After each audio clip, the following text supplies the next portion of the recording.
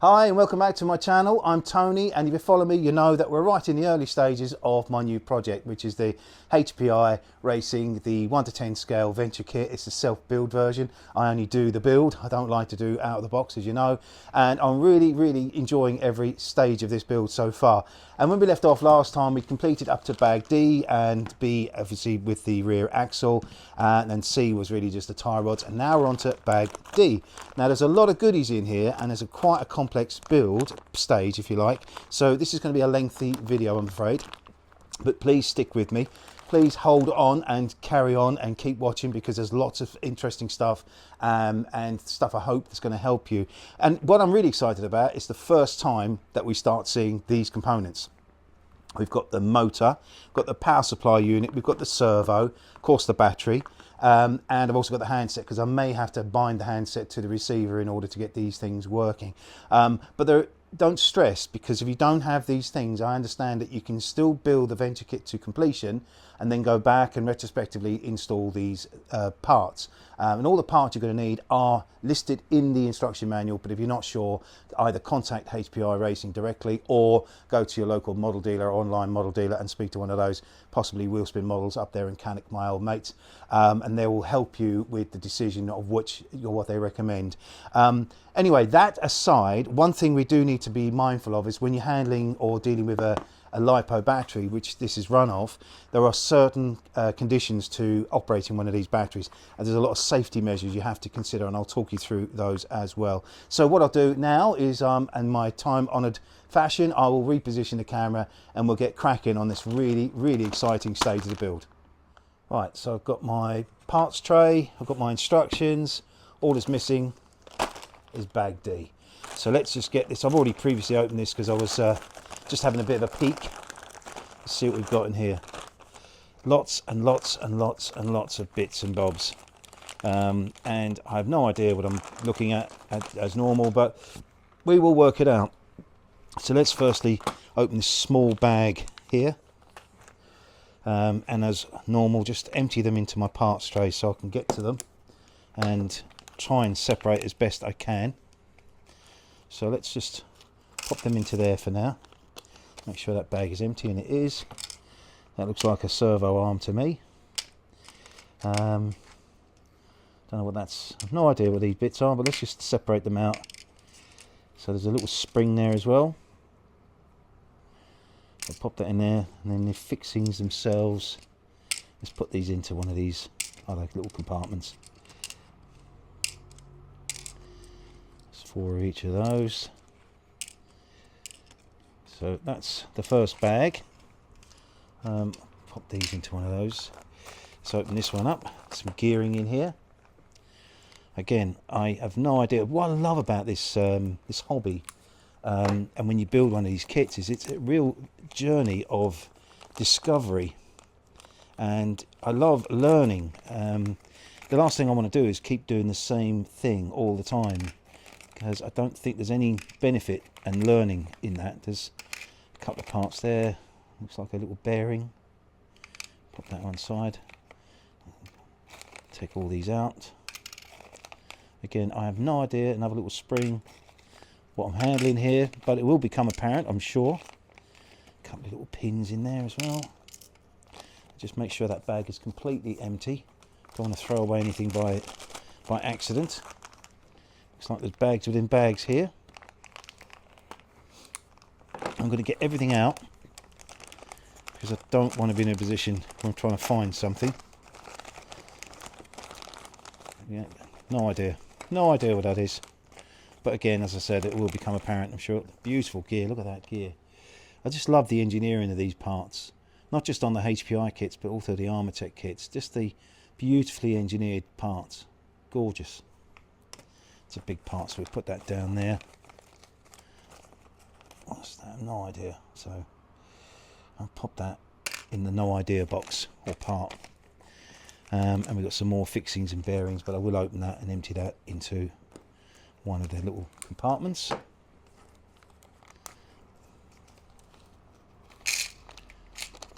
Just empty that bag. More bearings, fixings, big pin. Again, no idea. just love this.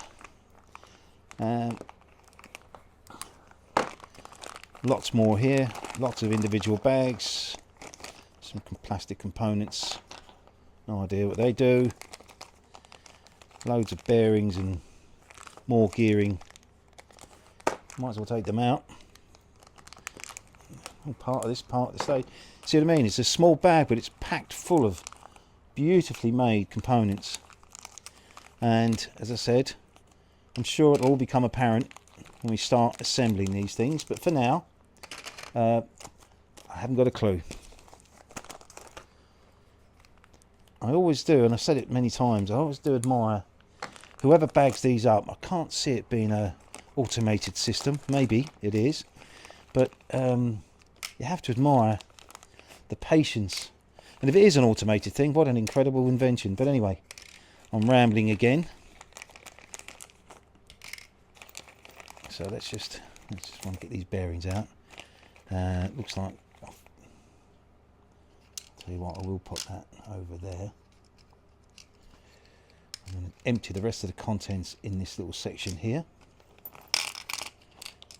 Some E-clips in there and pins and various other bits and pieces. I'm sure they've all got a really important purpose, but right now I haven't got a clue. Let's just open this final bag up.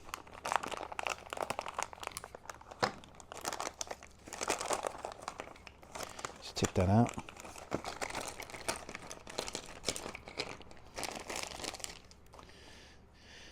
That could possibly be for either the receiver or the power supply. There's a little lid that goes on that. So I think that could be for the receiver, I guess.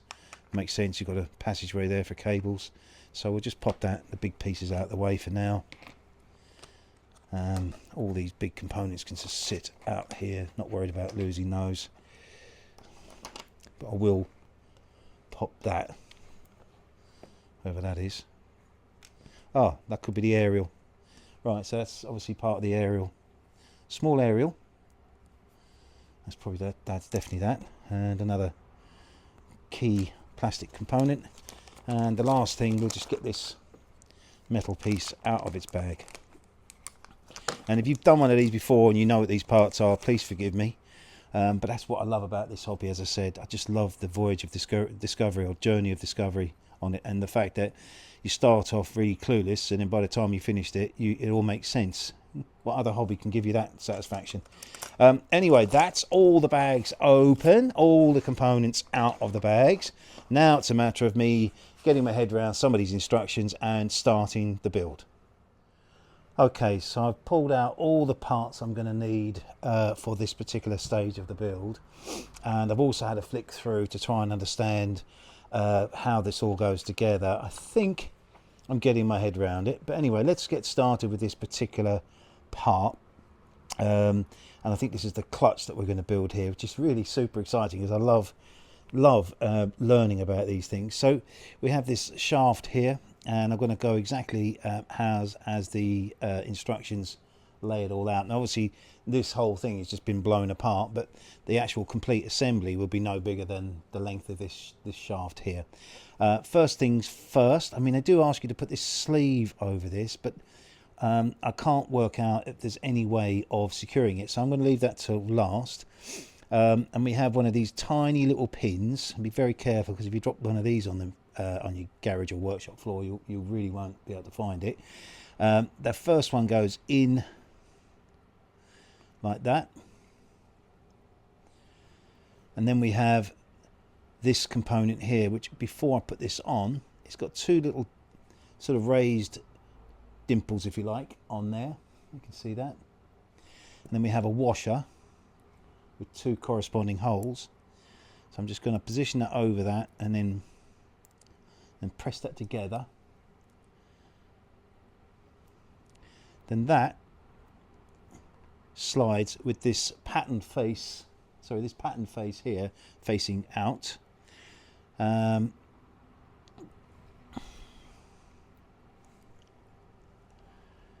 now what we're going to do is we're going to slide this onto the arm, and I don't know if you can see that there's a slot across here, which then has to lock in with this pin, so that needs to be pretty central.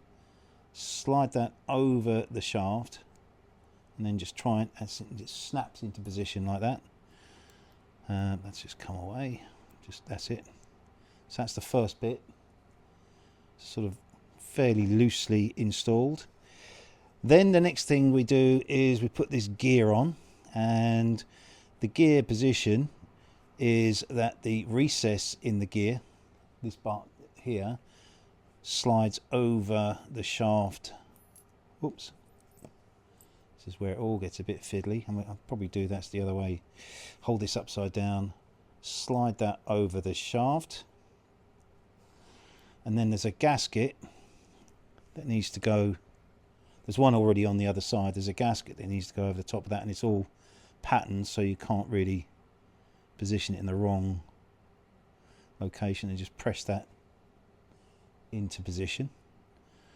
That's in there now. Next thing is we have another one of these, a different one this time. It's got a bit of a shaft on the end of that, and there's another washer with holes again, so that just goes over that. Just press that into position, leave that upside down for now. Then we have another pin, a bit awkward this one by the looks of it. There's another hole here with a pin. I'm going to use my long nose pliers to help me hold that and drop that through that hole.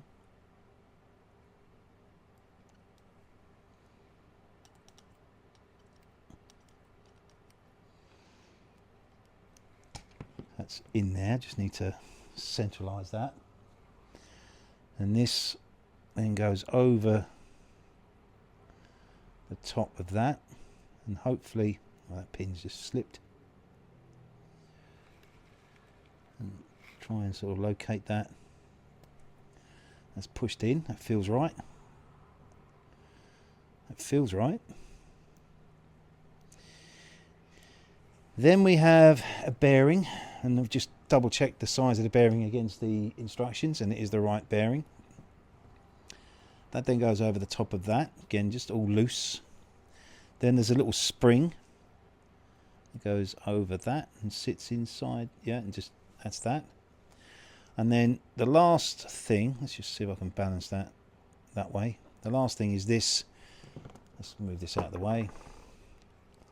This piece here, and there's a nut that goes on the end of this, and this is where you're going to adjust what they call the slipper clutch.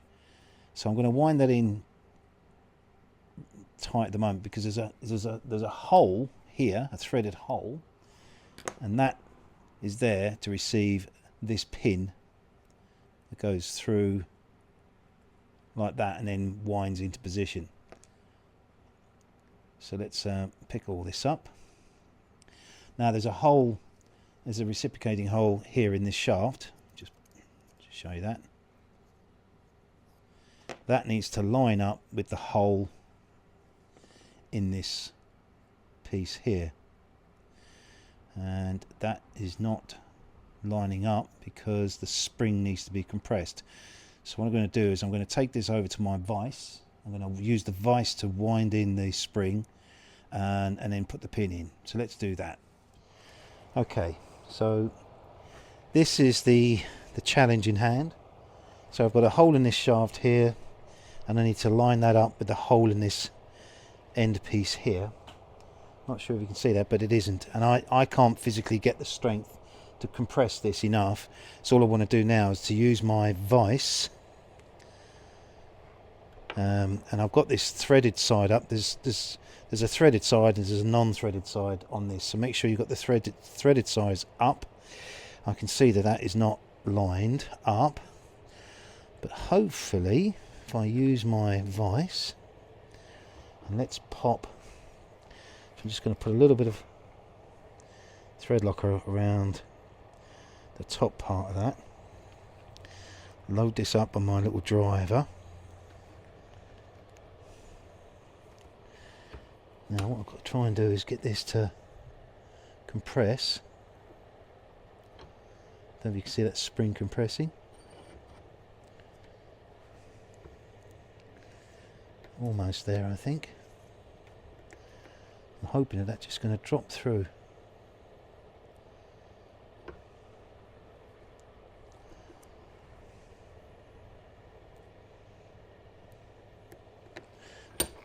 Almost there, I think. You can see the spring might be.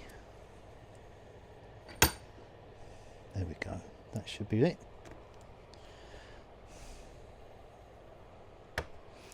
That's it. Now I can wind that in.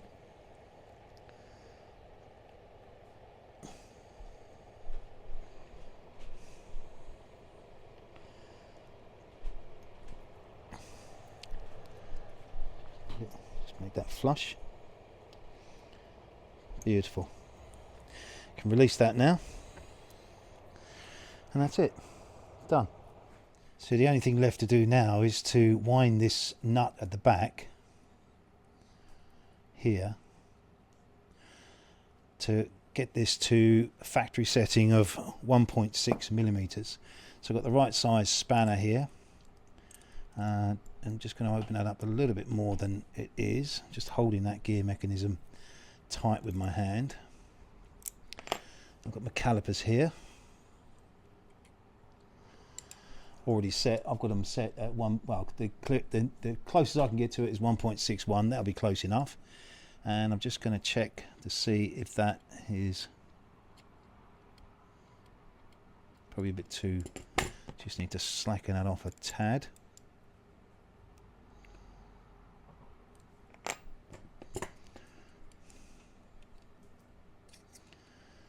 And that is perfect.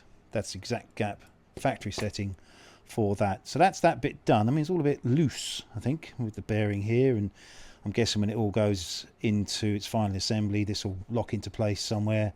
The bearing will do its thing. Just double checking against what I've built against the instructions. So do it your side. So I've got all the components in the right position, and I'm happy with that. So now we'll move on and look at stage 26. So on to stage 26. We're going to need some grease for this. So I've got all my components out of my tray, and we've got a plastic housing part here that this part here slips into this hole in that, and it can only go in one position, which is like that.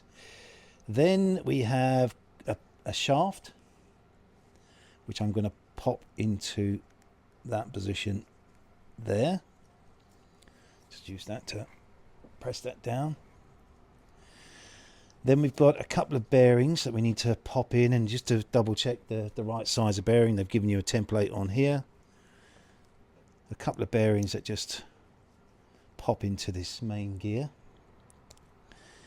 And I'm going to grease this, but I'm going to pop this on here first. So that just slides over the top of that, and it's spinning around beautifully. So now we're going to, I'm just going to use my fingers just to grease this up.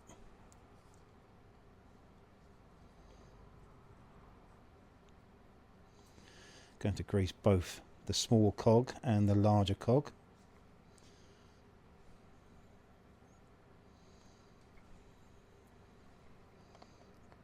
In fact, I'm going to just take that off there for a minute.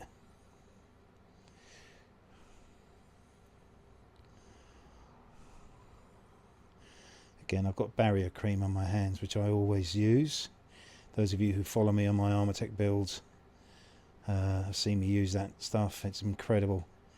It not only does it protect your hands, it just makes your hands very easy to clean straight afterwards.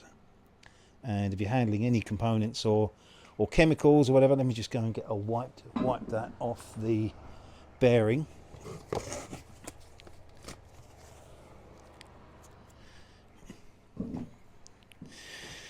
But it's great for, yeah, if you're handling any chemicals or glues or greases or anything like that, it just protects your hands. And now we've got that greased up, that can just slide back over the top of that.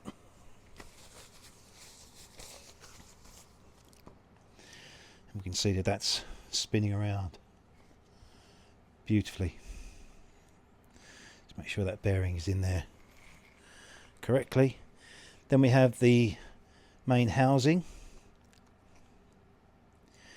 and this is located, from what I can understand and looking at the instructions, it's located in that kind of orientation. Let's just get this round to the right position.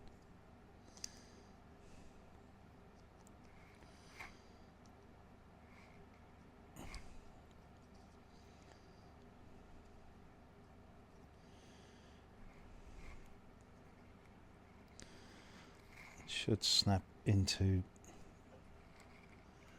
where does that go? Hey, what about we turn it up the right way, eh? That's better. There we go.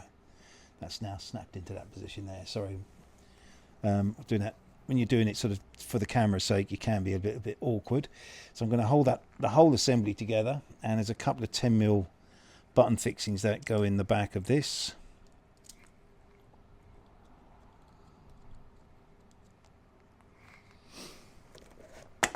Just going to get the right size bit. Let's have a look. Is that it? Yep.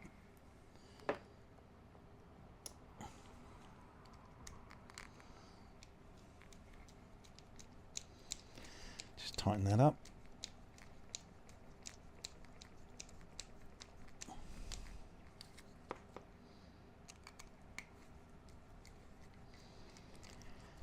And this now completes stage 26 of the build. Nice and tight. So that's that. And just making sure the gear's running around nice and freely with no obstacles, and it's not binding with anything. Next step is stage 27. Okay, so stage 27, very straightforward. There's two different length button fixings. There's a 15mm and there's an 18mm. So I've got those both here, and if you want to check, you can double check on the instructions against the printed template. The 15mm fixing goes through the back of this plastic rack here, and that then goes into that hole on there. Now I'm just going to wind this in just a little bit, just to start it off, because what I want to do is I want to locate the other one, which comes in through the front. The longer of the fixings goes through the front, and that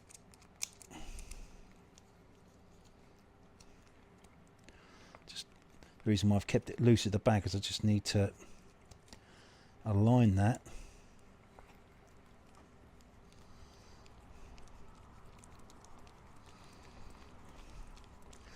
That's picked it up now.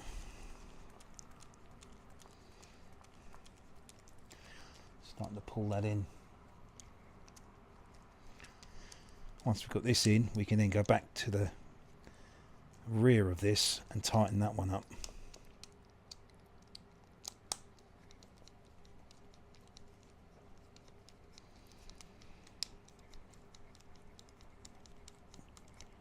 And that, go back around here and just give this another turn. That's nice and tight. That completes stage 27. Right, so stage 28 of the build, hopefully nice and straightforward. So we have a bearing. I've got the bits that I needed. There's two 10mm fixings and there's three 8mm fixings. First things we're going to do is get this bearing and just checking it's the right size again, because there's some variance here. It's always good to check against the template that is the right size. Now that needs to go in that slot there, but it needs to be pushed as far down as possible. So I'm going to use a wooden dowel just to push on that.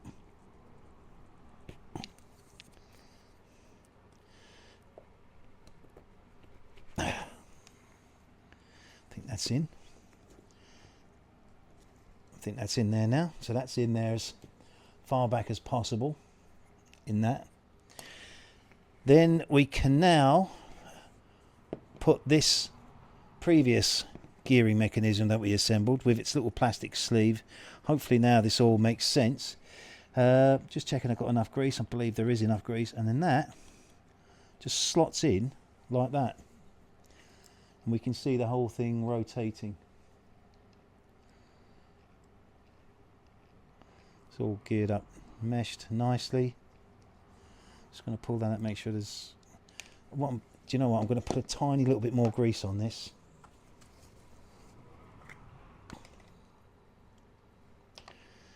Just to make sure. I really don't like not greasing these components. You can over grease them, I know, but I've got a bit of grease on the smaller cog, but let's just make sure we've got enough grease on that. Any mechanical moving parts that connect to each other really ought to have some grease. So we'll just slide that in again, and that's it.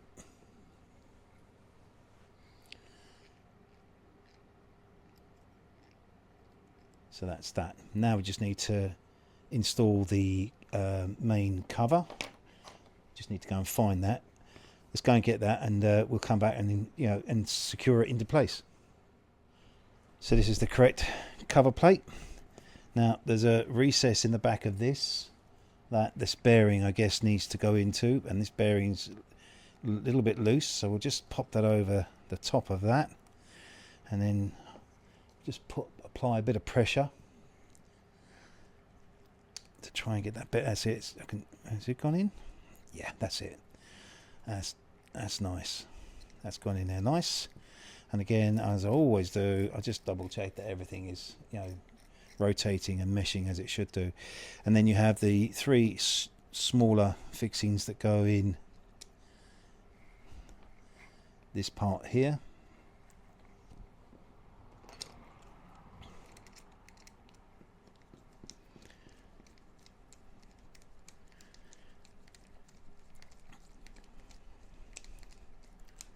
Just wind those in. No need for thread locker again because it's plastic.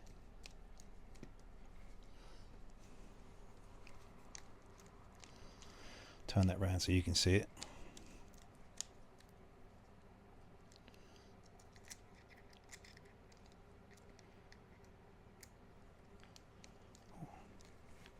Obviously the next part, I think, we start looking at some of the servo stuff. Let's have a quick look. Oh yes, the exciting bit.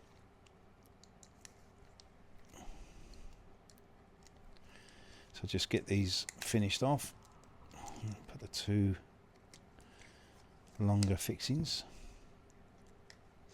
and I always just continually just check that is not binding.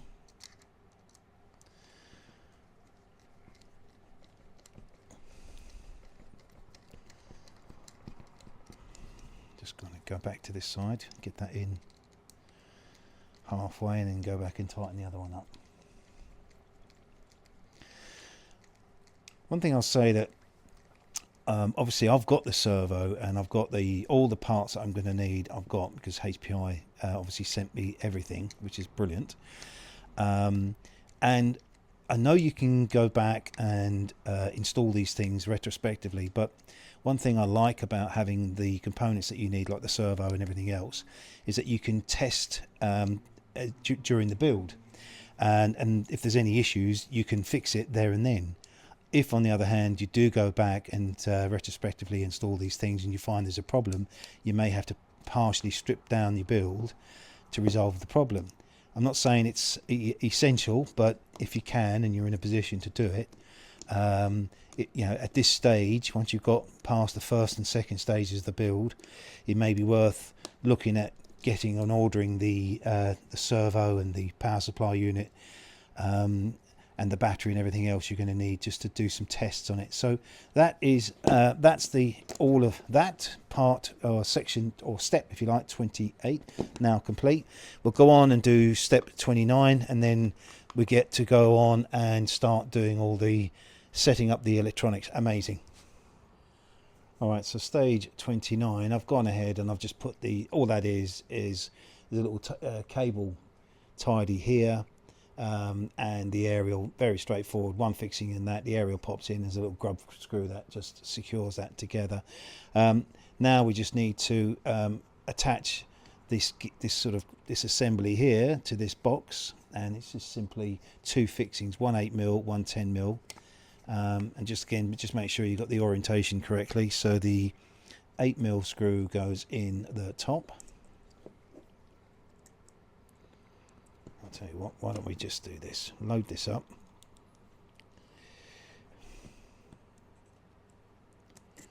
Put that from behind.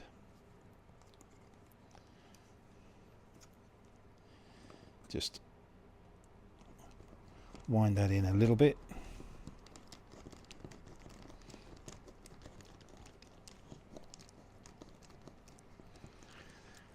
And get the 10mm, that goes in there. Don't tighten them up until you've got both fixings located, if you like.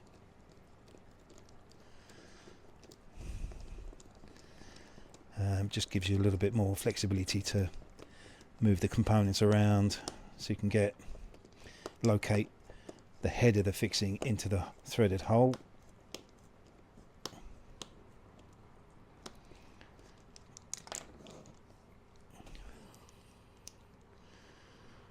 So far so good. It's all going rather too well, really.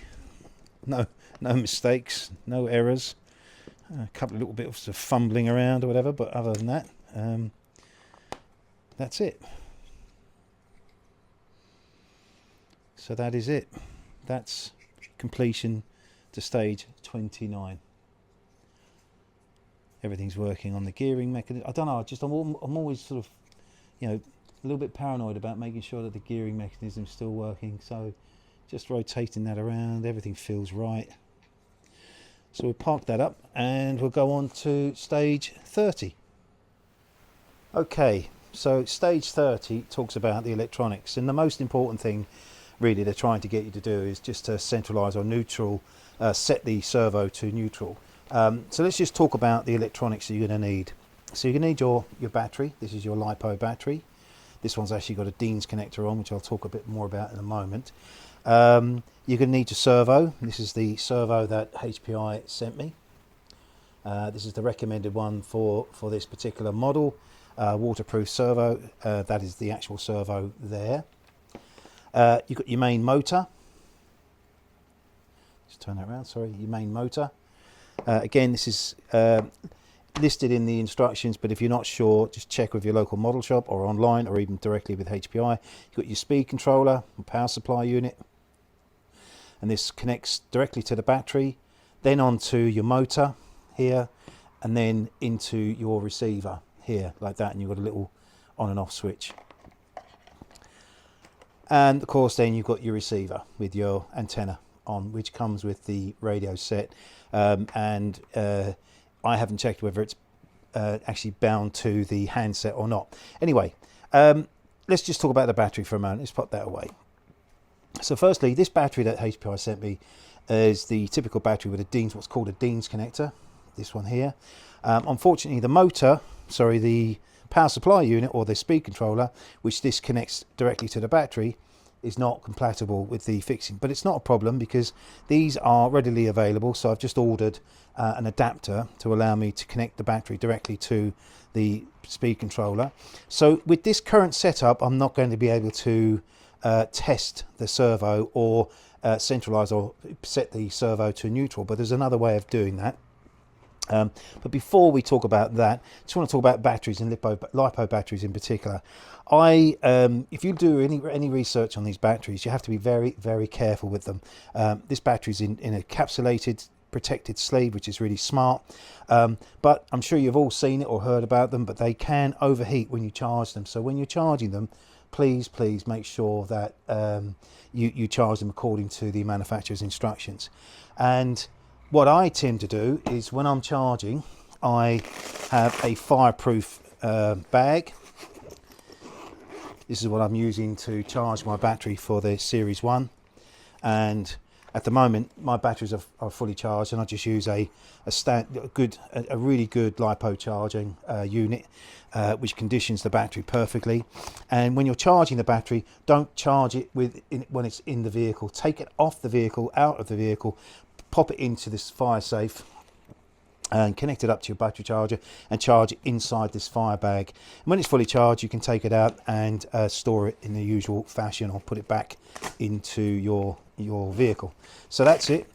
Just a tip there, because I mean, if you do a bit of a Google search on it, or on YouTube, you'll find lots of examples of these bad boys behaving badly. Anyway, that's that. So I still need to set my servo to neutral, but obviously, as a modeler, I've always got kit about to help me do that, and I've got a really neat smart piece of kit here called an ESC, and now this is going to allow me to connect to my battery. There's always a bit of charge in these when you get them, so there will be enough charge to do this. I'm then going to plug my ESC into the actual tester and checking that it's making sure it's got live and neutral set up correctly.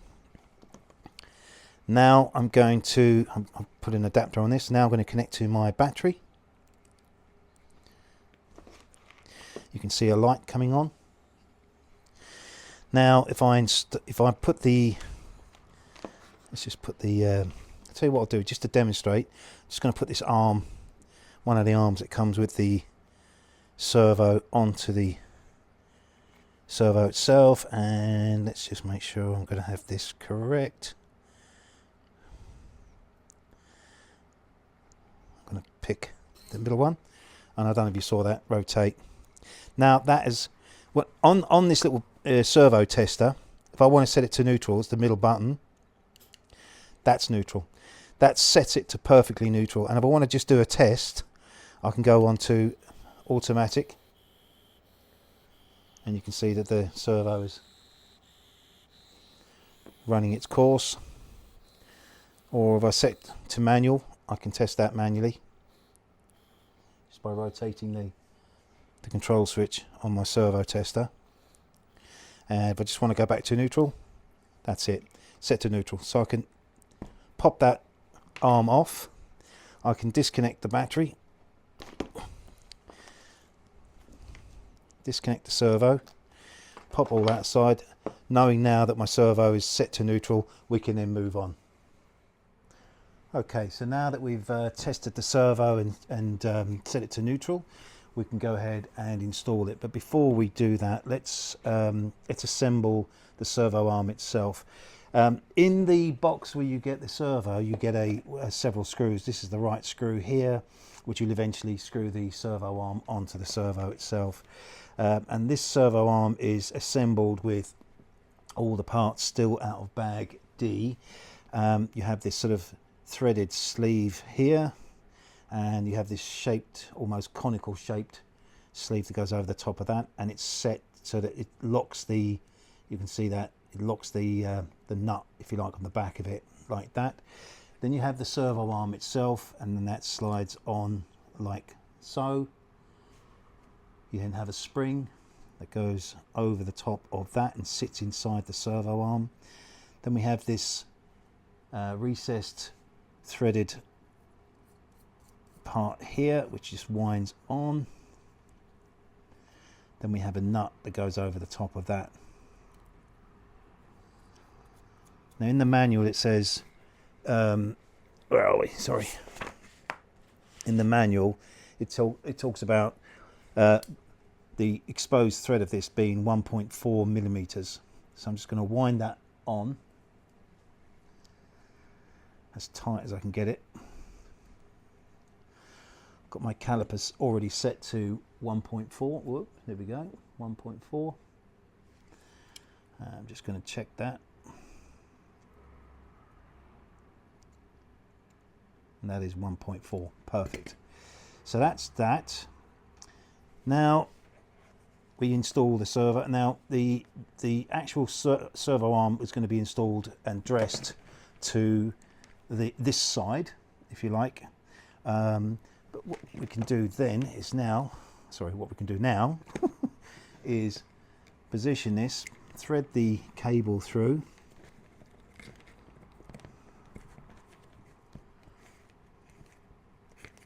just pull that through like that, so the servo's in position.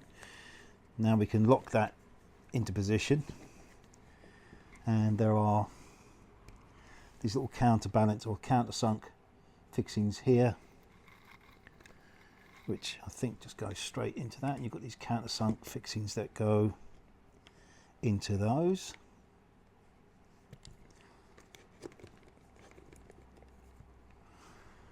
And hopefully we can just get that and wind that into the frame itself. There's 4 of these to go on.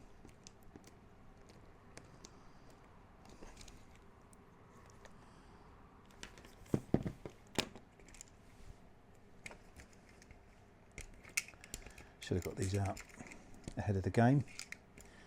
Anyway, there. That's the other.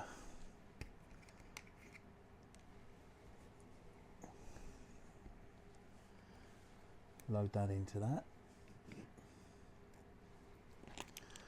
Load that onto my driver. Just want to push that into position. So I'm going to go diagonally opposite where I put the first fixing.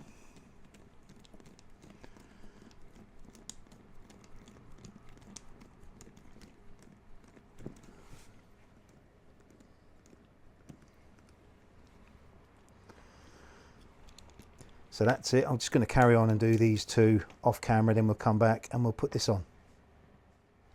So that's the servo all secured. The only thing remains now is to slide the main servo arm on so it's in line with the servo, and then using the screw that came with the actual servo, just send it in and screw that into the servo itself. Don't worry if you turn it, because by the time you put power in that, will sort of find its own way back. So that's that. The next part is to install this motor. So I'm just going to go and get all the bits I need, and then we can crack on and install the main motor. Okay, now it's time to install the motor. Now on the motor itself, there's 2 threaded holes here and here. They're the ones that you're going to be fixing into. And on this casement itself, there is a slotted hole here and there's a hole here, and that's what the fixings are passed through. So let's do that first. So that's going to go in that position, and I'm going to, now these are slightly, it's a 2.5mm head required.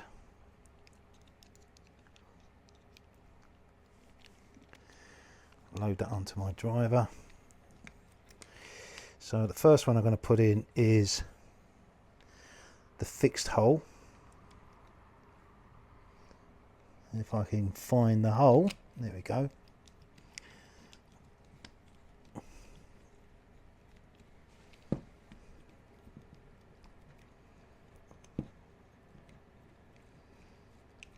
I'm not going to tighten that up too much.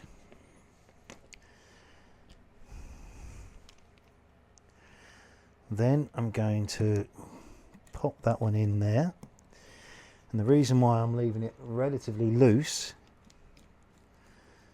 at this stage is this cog here, this gear mesh here needs to mesh on to the main gear. Let me see if I can get some more light on that for you. So what I'm trying to do is we need to align the main gear with this smaller gear so that they're perfectly lined, and then once I'm happy with that,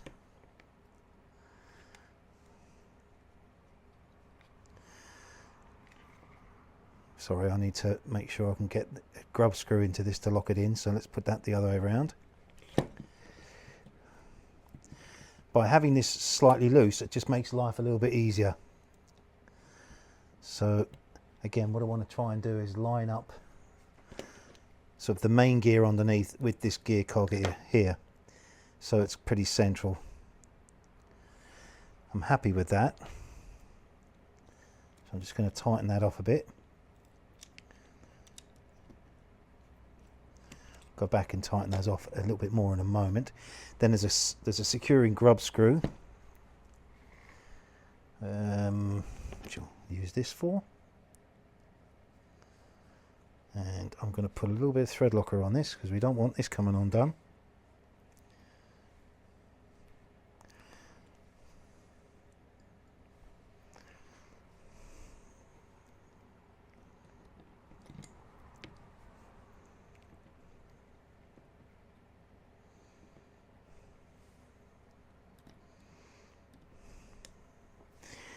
A little bit fiddly, but just making sure that it is still aligned with the gear underneath. Tighten that up ever so tight, tight. And that's it.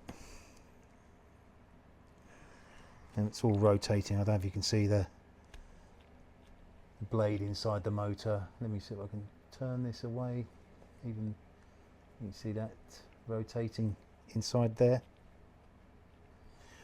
So that is all aligned. Happy with that. Now we can go ahead and finally tighten this off.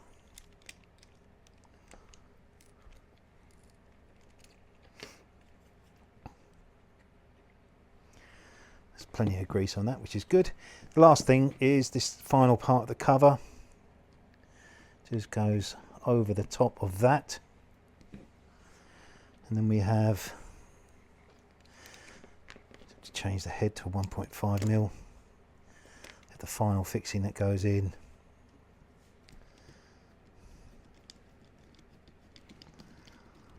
And locks that into position.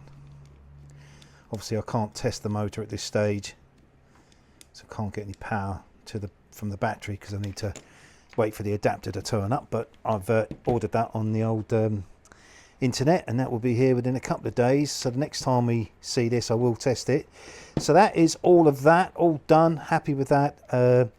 Power cables presented at the back there, ready for the connection to the battery. Now we can move on to step 33 and 34.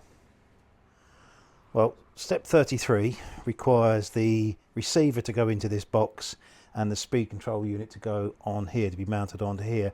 I'm not going to do that yet because I want to get the adapter connected to the battery, test everything, make sure everything's working, and then we can do that. So what I'm going to do for now is this is just going to get parked up out of the way, so I can crack on with the final part of bag E, and that's steps 34 and 35. So I'm just going to get all the bits I need, and I'll be straight back. So there's 3 sets of gears to be done here. We've got the main housing. We're going to start with this bottom one here, and the simple first exercise is just to pop 2 of the bearings into this casing, and just double checking that they are the right size against the template on here. And then we have this shaft which will sit in there like that. But first things first, we've got a 10mm pin that slides into that, and then we have this gear, the larger of the gear cogs, sorry, the middle-sized gear cog with a slot in it, which positions that there, and then that will sit in there like so. Won't sit in there just yet because I want to grease that. Now the next one, we don't know why I've got 2 bearings out, but that will become obvious. First things first, we need to put this smaller pin through the hole.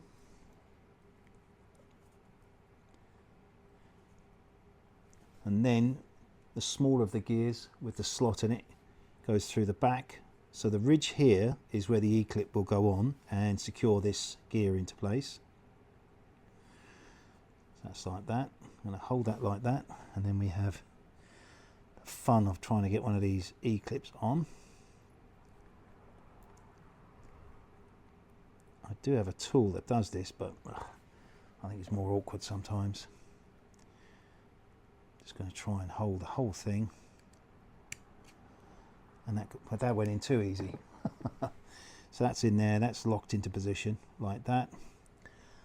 So if we just test this now, that should go in there, that goes in there, and we can see that they're meshed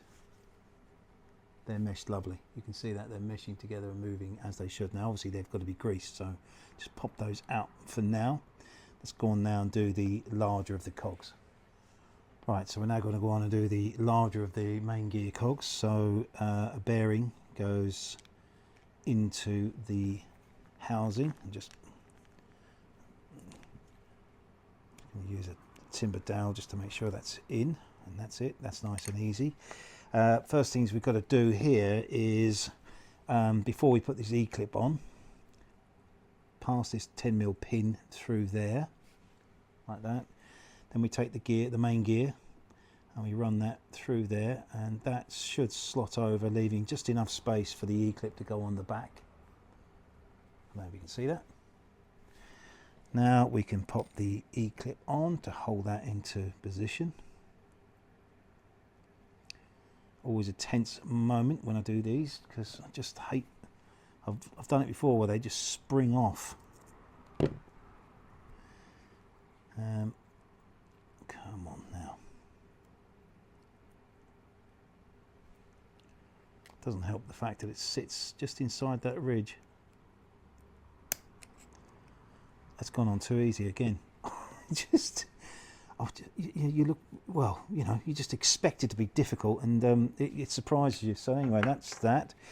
Then we have this little sleeve that goes over the top of that, and then that positions itself through into that, like that. And let's just make sure that all these gears are doing the business, what they should be doing. Actually, is that the right one? Hang on. Yeah, that's doing that, but right. So that's it. All meshed, doing their thing. Let me just take that around so you can see that. Just want to check something.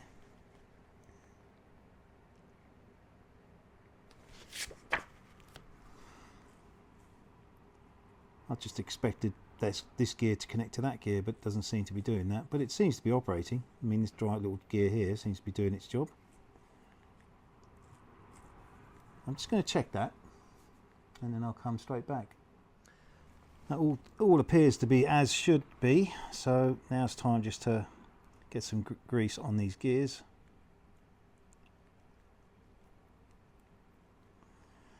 Over time, that will spread around as the gear cogs connect.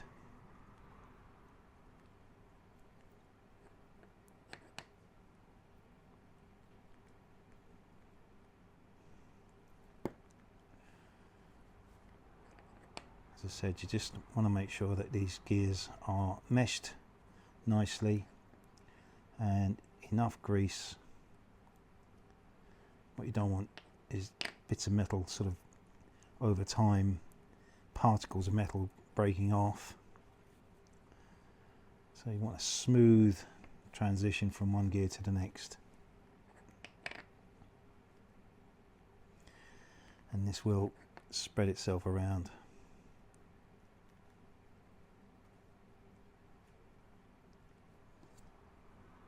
Bloody fly, where's that come from? This time of year. Anyway, so that's that. So time to put these back into position.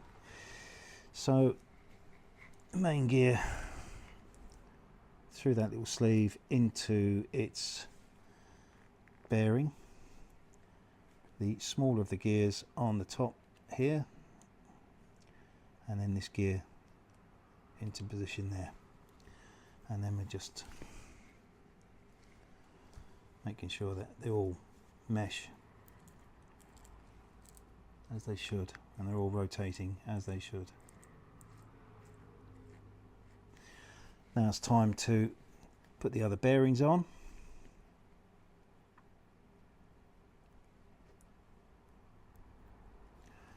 And put the, let me just put that grease away. And then we've got the other side of the casing, which you can close this up now. So it's got to find its way onto the bearings. Squeeze that together like that. Just making sure everything's moving as it should.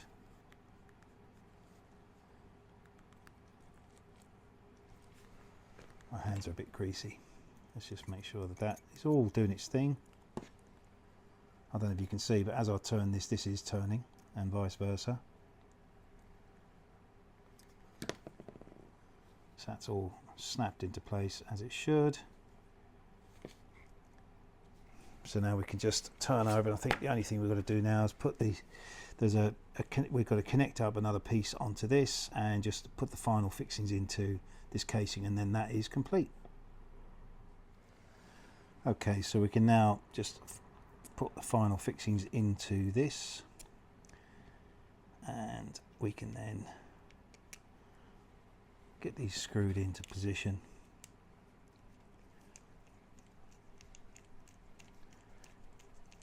And then we just have to install this and we're done.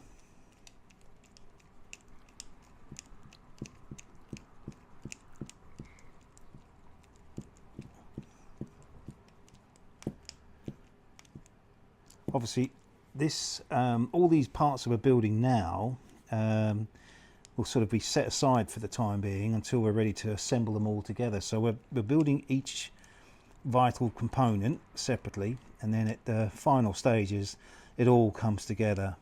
I'm actually enjoying this. Actually, it's an interesting way of building, but yeah, I mean, normally you sort of kind of see it come together, you know, bit by bit on screen and in front of your eyes. But obviously with this, we're building all these important parts as complete assemblies, and then putting them to one side, moving on to the next part, and at some point in the very near future, I guess they all go together, and in a very short order and time it will be assembled.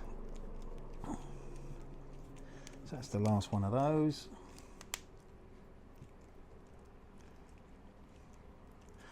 I won't tighten them up just yet.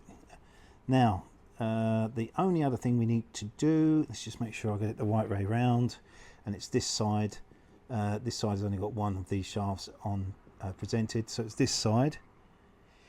We've got this connector here, and that's just got to position itself in there like that, and there's a locking piece that goes through. I've got the threaded end this side. I'm going to pass that through first. Hang on, there we go. Now I'm going to put some thread locker on it. We don't want that coming undone. And just tighten that off. Little grub screw tightens that off.